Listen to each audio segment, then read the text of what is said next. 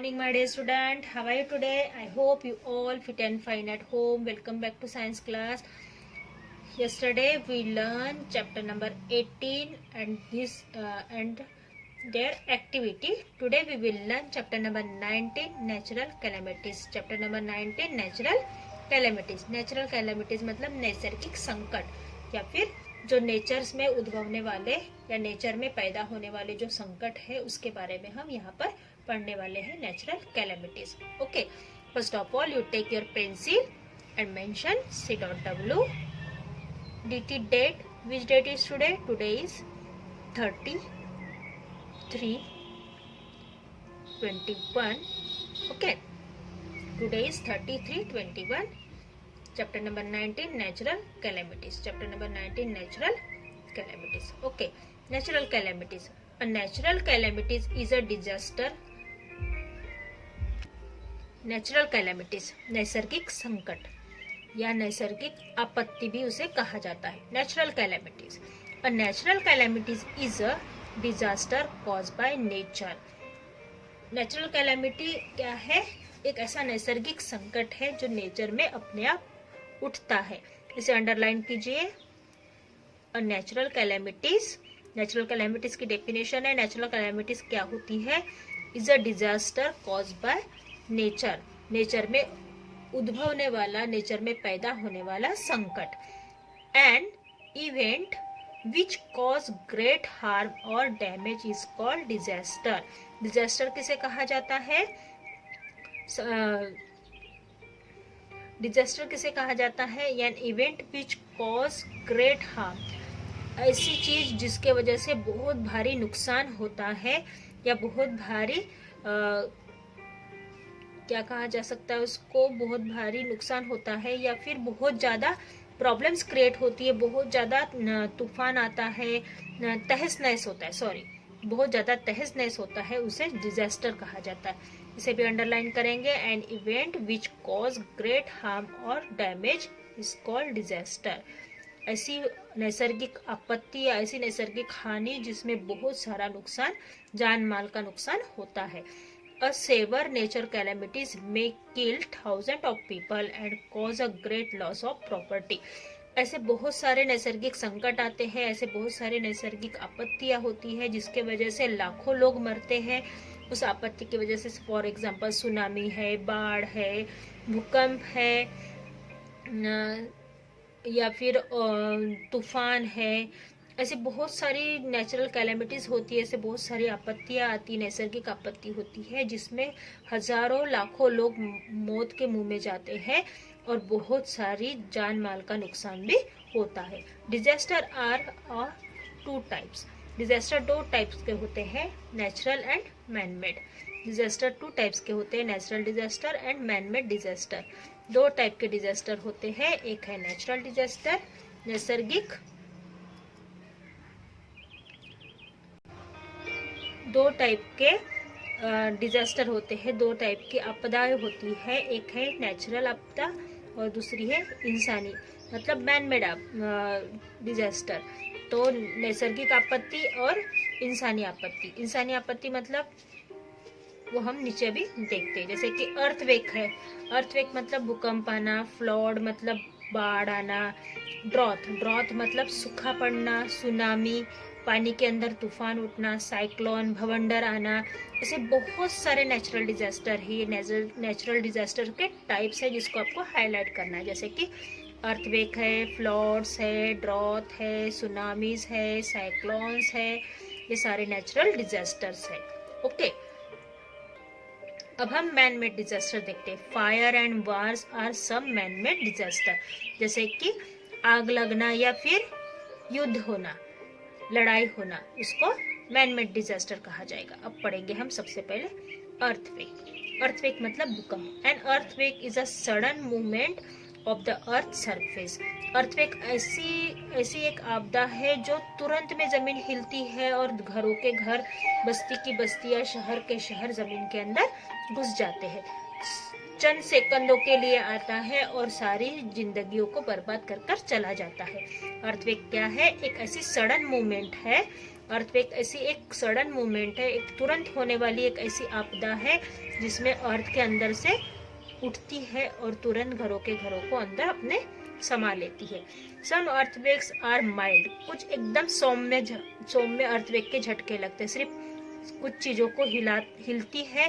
पृथ्वी क्या करती है, अपने अंदर, अपने क्रस्ट के अंदर जो लावा भरा होता है, जो गर्मी भरी होती है, उसका जब प्रेशर बढ़ जाता है, अर्थ के अंदर का जो अर्थ क्रस्ट के अंदर का जो रस होता है, जो लावा होता है, उसका प्रेशर बढ़ जाता है और उसकी गर्मी के बढ़ने की वजह से वो क्या करता है, अर्थ के ऊपरी हिस्से को पुश करता है, ऊपरी हिस्से को क्या करता है, वो ढकेलता है, जिसकी वजह से वो पुश होने के बाद क्या होता है, भूकंप के झटके लगते हैं। तो वो उसका अगर प्रेशर कम हो तो माइल्ड अर्थक्वेक आता है, और अगर ज्यादा हो तो दे आर हार्डली फेल्ड, तो पूरी जमीन फटकर बाहर निकल जाती है और सारे घर क्या हो जाते हैं, अंदर घुस जाते, जमीन फट जाती है।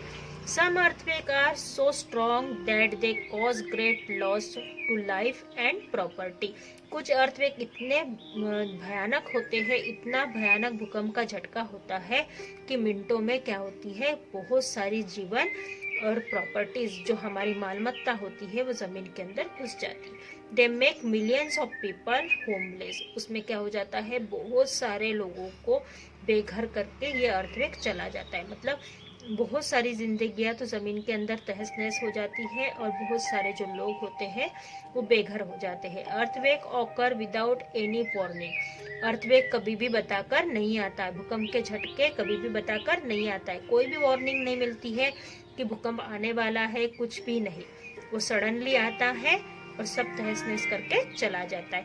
Falling object and collapsing buildings cause death and injuries during an earthquake, earthquake में क्या होता है, सामान गिरने लगते हैं, भूकंप के झटके वजह से सामान गिरने लगते हैं, बिल्डिंगें गिरने लगती है, कोलैप्स होना मतलब गिरना, बिल्डिंग गिरने लगती है और वहां पर क्या हो जाती है, बहुत सारी लोगों की मृत्यु भी हो जाती है, कुछ जख्मी हो जाते हैं, ऐसा अर्थक्वेक में होता है। Perhaps the worst earthquake ever recorded in India was that of 2001 इन गुजरात, सबसे अगर भयानक अर्थक्वेक कहीं पर आया होगा तो वो है 2001 में भारत के गुजरात राज्य में जो भयानक अर्थक्वेक आया था वो बहुत ही भयानक था, उसको रिकॉर्ड किया गया था जो 2001 में गुजरात में आया था। The earthquake of 2005 in Pakistan was another severe earthquake. बाकी सब अर्थक्वेक में 2005 में पाकिस्तान में जो अर्थक्वेक आया था वो भी बहुत भयानक था, तो इसको हम अंडरलाइन कर लेते हैं कि जो सबसे वर्स्ट अर्थक्वेक था, सबसे भयानक अर्थक्वेक रिकॉर्ड किया गया था भारत में वो है 2001 में गुजरात में, फिर उसके बाद आया 2005 में पाकिस्तान में।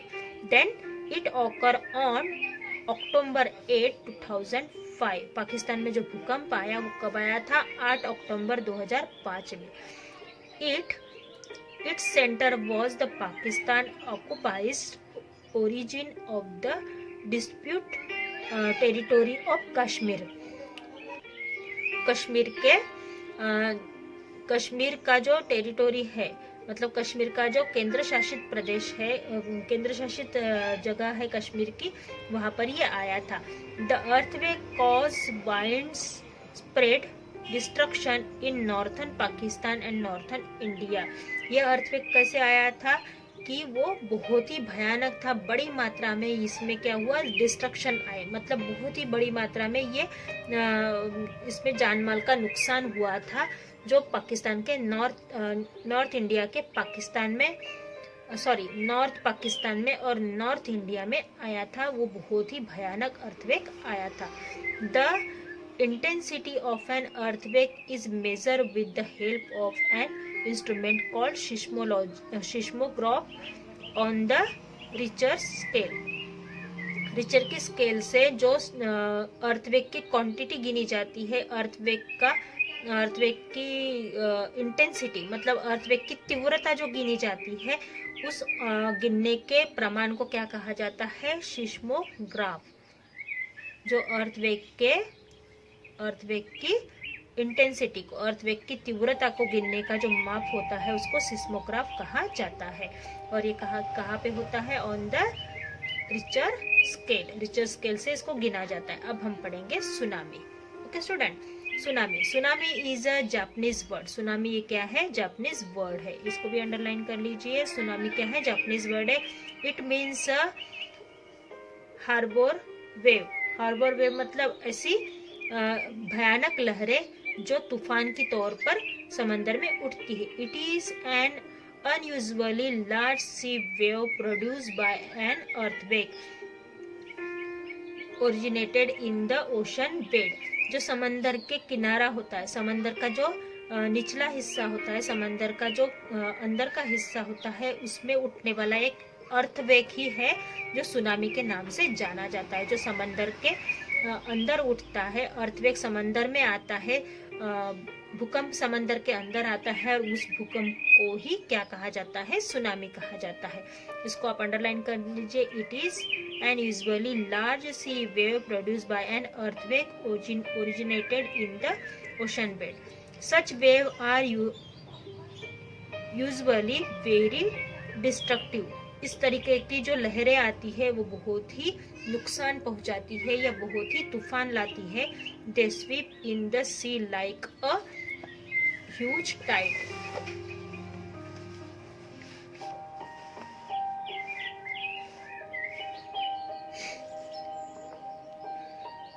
ये क्या होती है? समंदर के नीचे में एक बड़ी सी क्या होता है? तूफान आता है। They can cause by They are caused by undersea earth movements and can destroy thousands of miles of coastline and submerge entire island permanently। जैसे देखो ये क्या होता है? अंडरसी समंदर के अंदर में पृथ्वी में कुछ हलचल होती है। समंदर के निचले हिस्से में पृथ्वी में कुछ हलचल होती है जिसके वजह से ये डिस्ट्रॉय होता है। डिस्ट्रॉय थाउजेंड्स ऑफ माइल्स, हजारों किलोमीटर तक इसका जो समंदर का किनारा होता है, या जो सबमर्ज होते हैं, या फिर जो आइसलैंड होती है, ऐसी जगहों पे हजारों किलोमीटर तक ये तहस नहस करता है सुनामी। भारत में सुनामी कब आया था? The 2004 Indian ocean wake, properly known as the Sumatra Andaman earthquake, was an undersea quake that occurred on December 26, 2004। Sorry, 2004 में इंडिया के ओशन में जो वेक उठा था, मतलब जो भूकंप उठा था भारत में 2004 में महासागर में जो भूकंप उठा था उसको क्या कहा जाता है? Sumatra Andaman. As the Sumatra Andaman earthquake was an undersea quake that occurred on December 26, 2004। 26 दिसंबर 2004 में सुमत्रा नाम का ये जो अर्थवेक ओशन में उठा था वो अंडमान निकोबार के समंदर में उठा था, महासागर में उठा था। A large number of people were killed and over a million left homeless। यहाँ पे बहुत सारे लोगों का जानो माल का नुकसान हुआ था और बहुत सारे लोग बेघर भी हो चुके थे। The most affected countries were Indonesia, Sri Lanka, India, Thailand, Somalia and Malaysia. यहाँ पर कुछ कंट्रीज के नाम दिए हैं जो इस अर्थवेक से बहुत ज़्यादा क्या हो गए थे? प्रभावित हो चुके थे। 2004 में जो आया था तूफान, जो सुनामी आया था वो, तो हिस्ट्री में इसका नाम भी लिखा गया है। The 2004 tsunami was the deadliest on recorded history. इतिहास में इसका नाम दर्ज किया गया। 2004 में सुनामी के नाम से इसका नाम रिकॉर्ड किया गया। और ये इसने कहाँ तूफान मचाया था, कहाँ पे अपना तहलका दिखाया था? Indonesia, Sri Lanka, India, Thailand, Somalia and Malaysia, in countries में इसने बहुत सारा तूफान मचाया था। ओके स्टूडेंट, सो हम बाद में पढ़ेंगे flood, coping, the disaster, then first aid, cut and bound. Okay student, see you soon, bye bye, have a nice day.